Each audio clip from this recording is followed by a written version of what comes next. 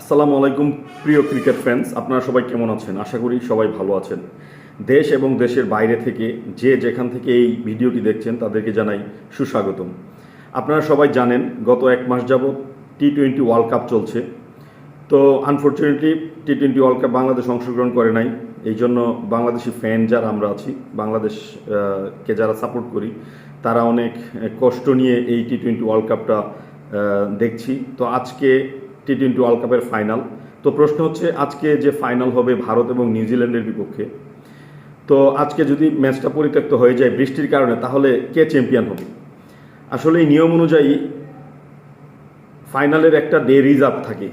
তো রিজার্ভ ডেতেও যদি বৃষ্টি থাকে, বৃষ্টির কারণে যদি ম্যাচটা পরিত্যক্ত হয়ে যায়, তখন আসলেই দুই দলেই চ্যাম্পিয়ন হবে। তো আজকে ম্যাচটা অনুষ্ঠিত হবে আহমেদাবাদের নরেন্দ্র মোদী স্টেডিয়ামে।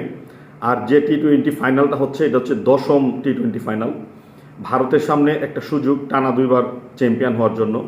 আর নিউজিল্যান্ড যদি চ্যাম্পিয়ন হতে পারে, তাহলে তারা প্রথমবারের মতো ওয়ার্ল্ড কাপের স্বাদ পাবে। তো এই ছিল আজকে।